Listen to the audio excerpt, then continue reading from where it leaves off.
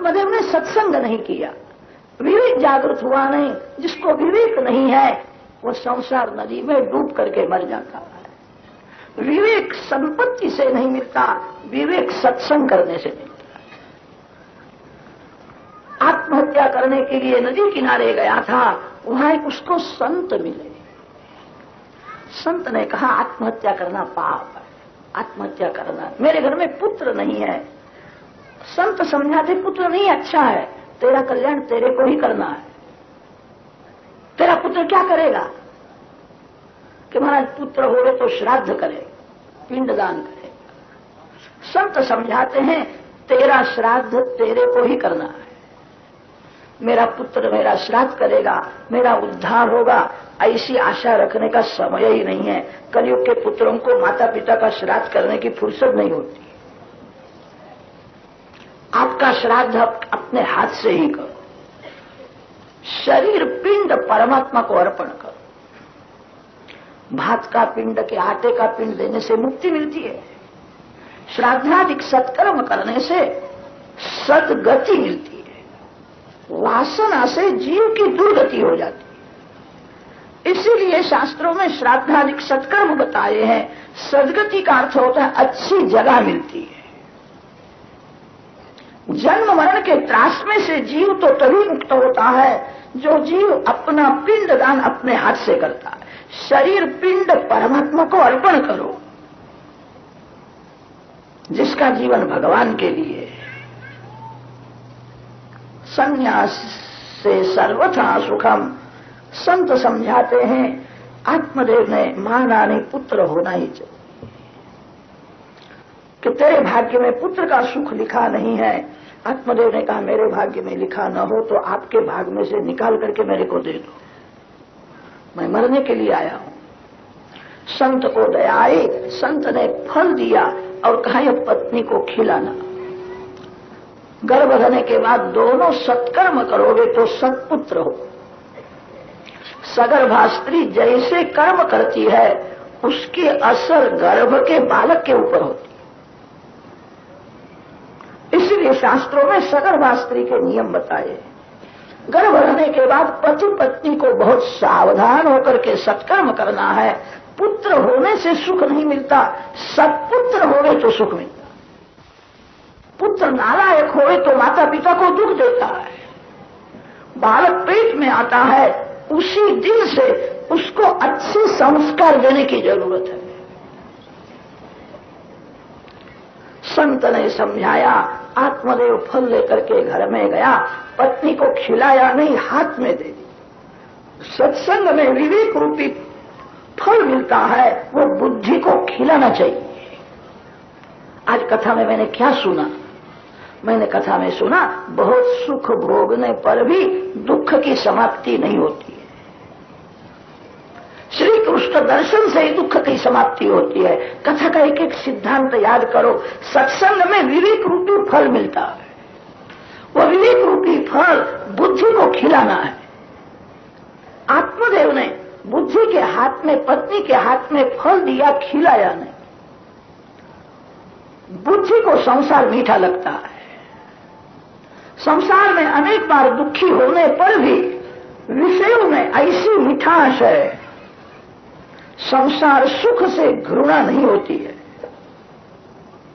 बुद्धि ने वह फल खाया नहीं, उसने गाय को खिलाया।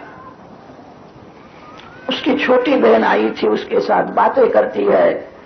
बुद्धि की छोटी बहन है मन।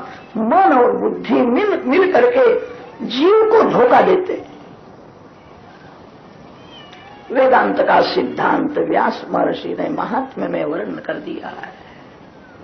छोटी बहन ने कहा मेरे यहां पुत्र होने वाला है, वो मेरा पुत्र मैं तेरे को दूंगी। ऐसा नाटक करो, मैंने फल खाया है, मेरे पेट में गर्भ रहा है। धुंधुली ने कपट किया। आत्मदेव को कहा मैंने फल खाया है, मेरे पेट में गर्भ है। आत्मदेव उसका कपट समझ सका नहीं। छोटी बहन का पुत्र ले आई और सभी को कहने लगी रात्रि में बालक का जन्म हो गया। आत्मदेव देखने के लिए जाता है। थोड़ी शंका तो होती है, कि कल रात्रि में इसका जन्म हुआ, ये 2-3 महीने के जैसा बालक लगता है। धुंधुली ने कहा ये तो संत का प्रसाद है, इसीलिए जन्म से ही तगड़ा हो गया, ये मेरा ही बालक है। मेरा नाम धुंधुली है, मेरे पुत्र का नाम मैं धुंधुकारी रखती हूं। धुंधुकारी दुराचारी हो गया, शव के हाथ का खाता था। शव हस्ते न भोजनम, जो हाथ भगवान की सेवा पूजा नहीं करते, जो हाथ सत्कर्म नहीं करते, वो हाथ शव के हाथ के समान। खाने से प्रथम थोड़ा विचार करो, प्रभु प्रसन्न है कि नाराज है। परमात्मा प्रसन्न हो, ऐसा मैंने कोई अच्छा काम किया कि नहीं। धुंधुकारी 5 वेश्या में फंस गया था। शब्द स्पर्श रूप रसगंध 5 विषय जो पाप करके भोगता है, पाप करके जो संसार का सुख भोगता है, वो धुंधुकारी के जैसा। संत का प्रसाद गाय के पेट में था, वहां बालक हुआ, मानव के जैसा ही था। उसके कान थोड़े लंबे थे, उसका नाम गोकर्ण रखा है। गोषु उपनिषत्सु कर्णो यस्य सा। गोकर्ण जी महान ज्ञानी हुए, धुंधुकारी दुराचारी पापी हुआ। माता पिता को मारता है, घर का धन वेश्याओं को देता है। उस समय गोकर्ण जी आकर के सावधान करते हैं, पिताजी जीवात्मा का असली घर तो भगवान के चरण में होता, ये अगर आपका नहीं है, ये अगर छोड़ना ही पड़ेगा। काल धक्का मारता है तो सब कुछ छोड़ना ही पड़ता है, समझ करके छोड़ना अच्छा है। देहे स्थिमां सबुधिरे विमतिं त्यजत्वम् जाया सुतादिषु सदा ममतां विमुञ्च पश्यानिशं जगदिदं क्षणभङ्गनिष्ठम् वैराग्यरागरसिको भवभक्तिनिष्ठः धर्मं भजस्व सततं त्यज लोकधर्मान् सेवस्व साधु पुरुषान् यहि कामतृष्णाम् अन्यस्य दोषगुणचिन्तनमाशु मुक्त्वा सेवा कथारसमहो नितरां पिबत्वम्। बहुत गई, अब थोड़ी रही, मृत्यु मस्तक में है, सावधान हो जाओ। गोकर्ण जी आत्मदेव को सावधान करते हैं। आत्मदेव गंगा किनारे गए हैं, आदि नारायण परमात्मा का ध्यान करते हैं, मन से भगवान नारायण की पूजा करते हैं, नारायण के सन्मुख भागवत का पाठ करते हैं। बहुत वर्ष तक ऐसी तपस्या की। मन जब अति शुद्ध होता है तब भगवान का दर्शन करने की इच्छा होती, शरण मिल जाता। आत्मदेव आज सच्चा देव हो गया, भगवान ने उसको अपनाया। एवं श्रुतोक्तिवशतोऽपि गृहं विहाय यातो वनं स्थिरमतिर्गत 6 वर्षः युक्तो हरेरनुदिनं परिचर्ययासौ श्रीकृष्णमापनीयतं दशमस्य पाठः। धुंधुकारी वेश्याओं को घर में रखता है। गोकर्ण जी ने विचार किया, मेरा भाई बड़ा पापी है, उसके संग में मेरी बुद्धि बिगड़ जाएगी, घर का त्याग किया। वेश्याओं को प्रसन्न करने के लिए चोरी करता है। वेश्याओं ने एक बार उसको कपट करके मार डाला। रानी के अलंकार चोरी करके ले आया था। हमको भी सजा हो गई, स्वार्थी वेश्या क्या न कर।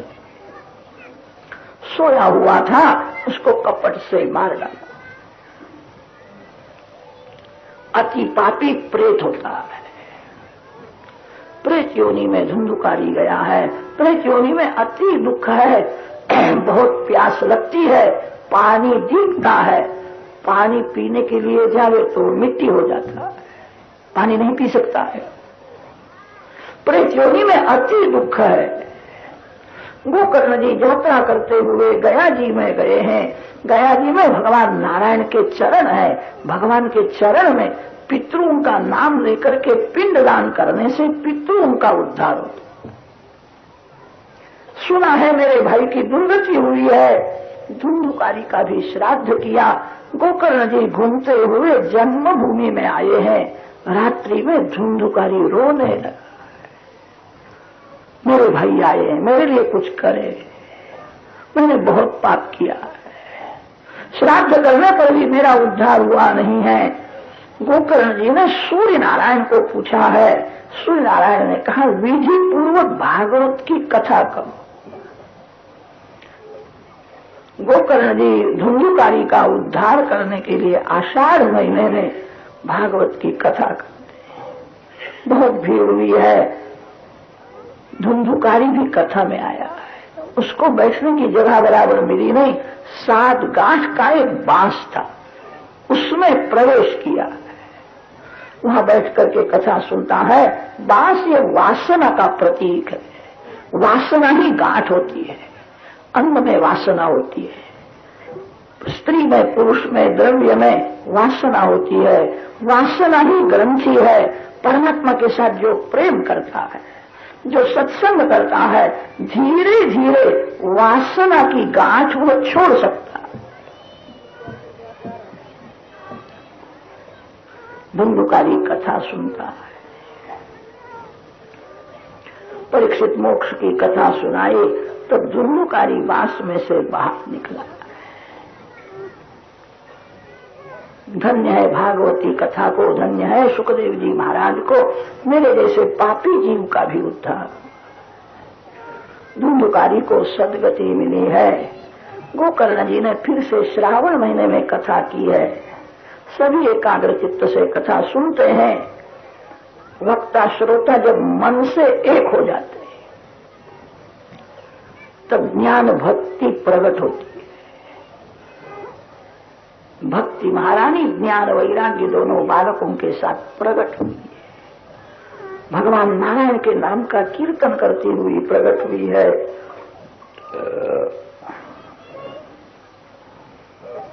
कथा कीर्तन भक्ति है। कथा में वक्ता भगवत गुणगान करता है, भगवान के एक एक सद्गुणों का वर्णन करता है, भगवान की लीला का वर्णन करता है।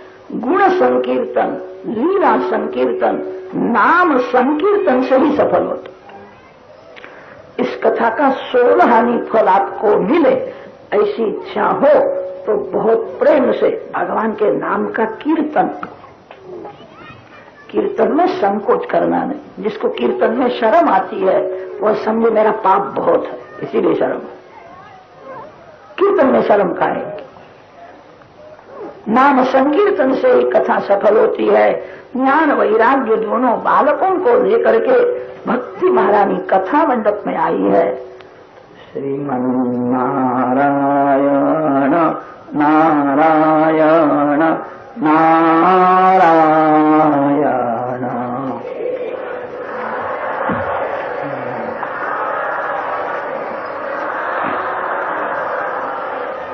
श्रीमन नारायण नारायण नारायण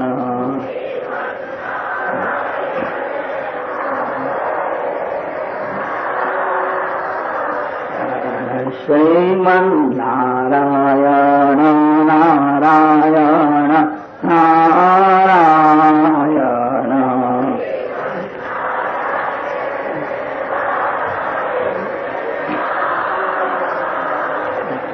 श्रीमन नारायण नारायण नारायण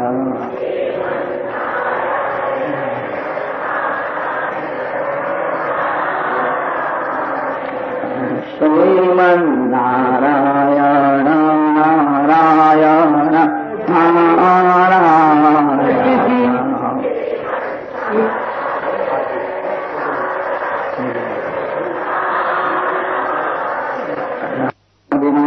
परमात्मा का कीर्तन करती हुई भक्ति महारानी ज्ञान वैराग्य के साथ प्रकट हुई है।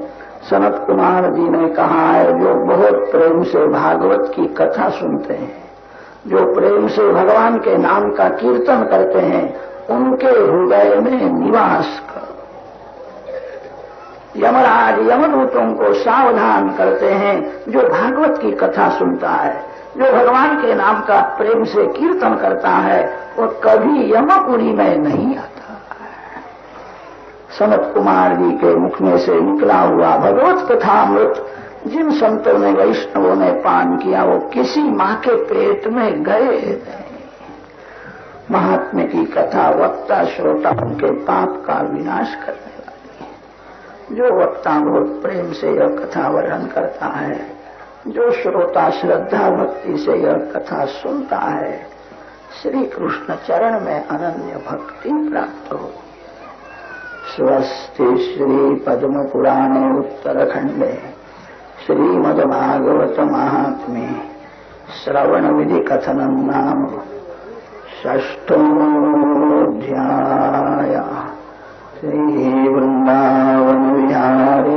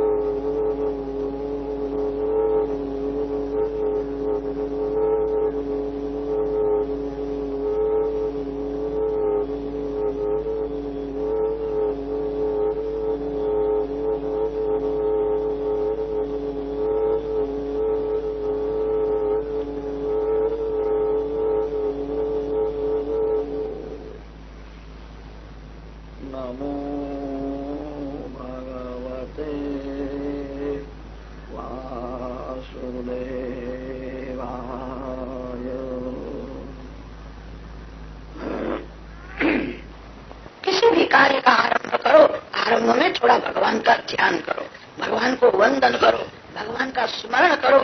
भगवान आपको शक्ति देंगे। जिसको भगवान की शक्ति मिली है उसकी कभी हार नहीं होती है।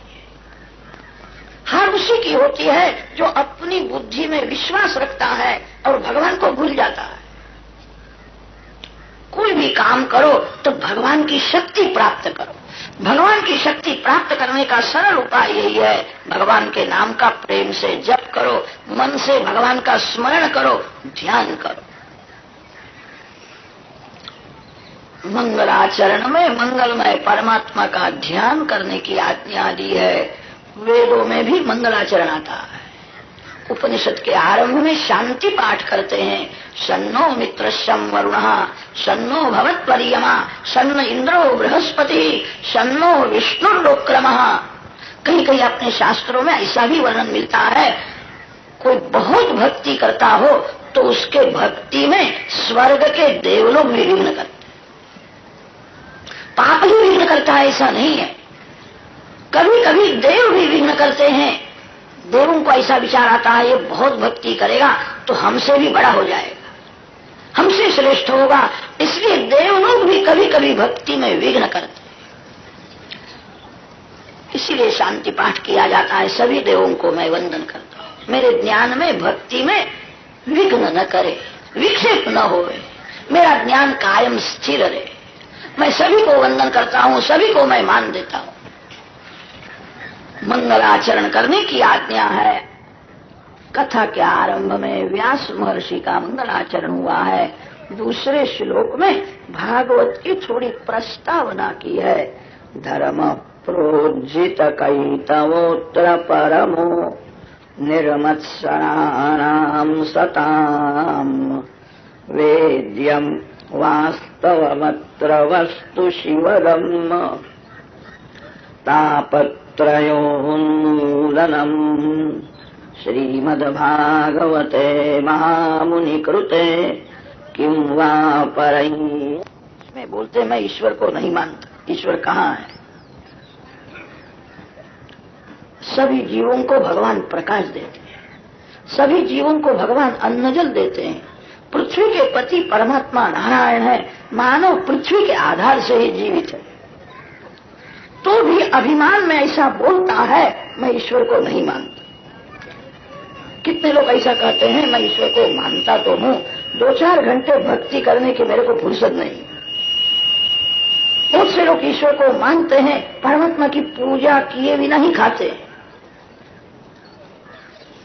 जो ईश्वर को मानता है वो भगवान की पूजा किए बिना नहीं रह सकता।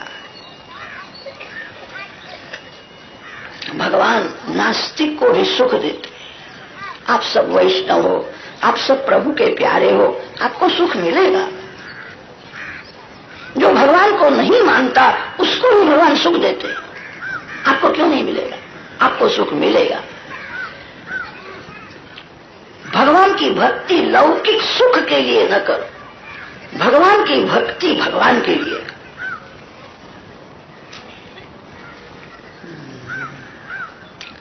भगवान के पास मांगने से भगवान को अच्छा नहीं लगता। ये मेरे को कंजूस समझता है क्या?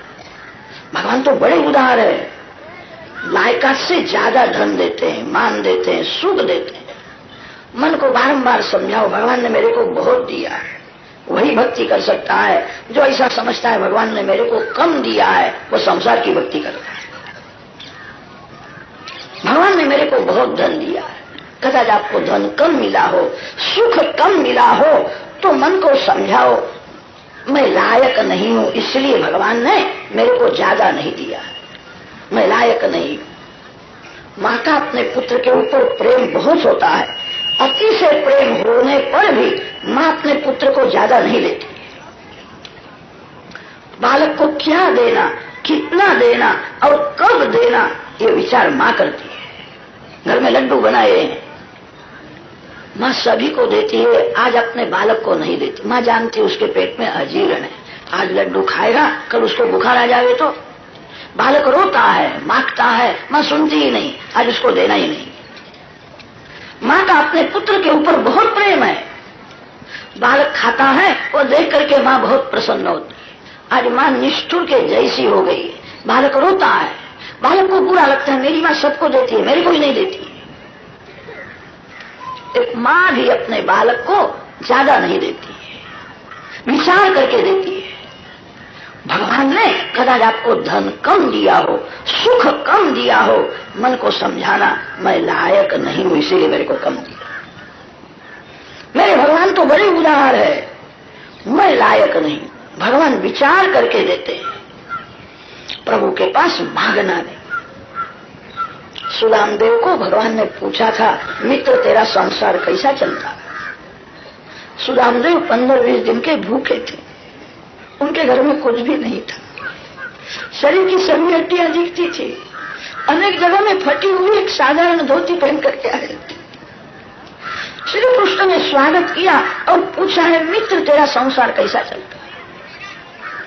सुदामदेव ने विचार किया दुख मेरे पाप का फल, मैंने बहुत पाप किया है इसीलिए मैं दरिद्री हूं। मैं प्रभु को त्रास देने के लिए नहीं आया, मैं प्रेम से मिलने के लिए आया। मैं लेने के लिए नहीं आया, मैं देने के लिए आया।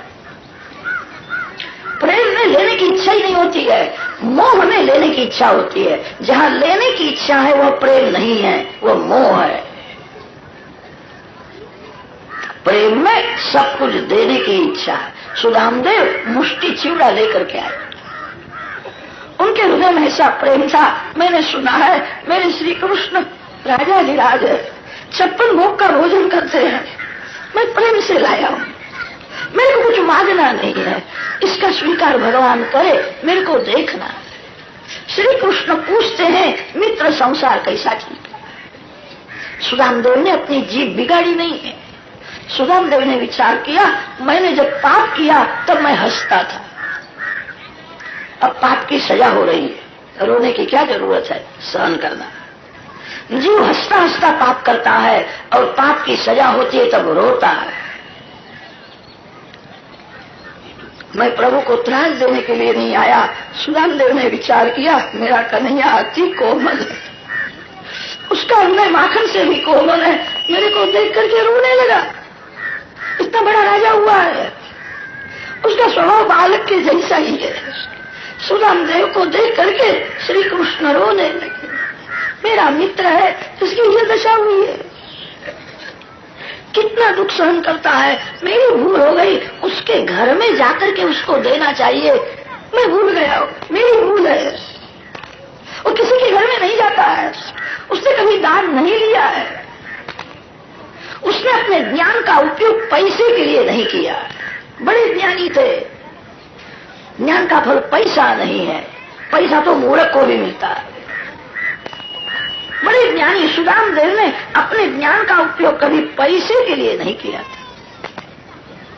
मेरा कन्हैया अति कोमल है, मेरे को देख करके रोने लगा, उसको बहुत दुख हुआ। मैं अपने दुख की कथा करूं तो उसको दुख होगा। मैं प्रभु को त्रास देने के लिए नहीं आया। भक्ति का अर्थ यह नहीं होता है अपना स्वार्थ सिद्ध करने के लिए, अपने सुख के लिए भगवान को दुख देना, यह भक्ति है। प्रभु को त्रास देने के लिए मैं यहाँ नहीं आया, मैं प्रेम से दर्शन करने के लिए आया, मैं प्रभु को अर्पण करने के लिए आया हूँ।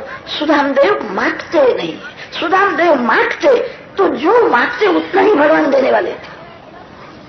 सुदामदेव ने कुछ मांगा नहीं, सुदामदेव ने अपना सर्वस्व अर्पण किया। लौकिक दृष्टि से विचार करो तो मुष्टि छूड़ा है, सुदामा का सर्वस्व है, उसके घर में दूसरा कुछ भी नहीं था। घर में जो कुछ था वो सब लेकर के वो आया था। सुदामदेव ने अपना सर्वस्व भगवान को दिया। श्री कृष्ण सुदामदेव को अपना सर्वस्व दे देते। भगवान की भक्ति जो भगवान के लिए करता है, भगवान उसके साथ में ही रहते हैं। भगवान जिसके साथ में रहते हैं उसको कैसा आनंद मिलता हो। लक्ष्मी हाथ में होवे तो मानव अपने को सुखी समझता है। लक्ष्मी पति जिसके हाथ में है उसको कैसा आनंद मिलता होगा। भगवान की भक्ति भोग के लिए न करो, आपको भगवान सुख देंगे। भगवान अति उदार है, भगवान तो नास्तिक को भी सुख देते हैं, आपको क्यों नहीं देंगे।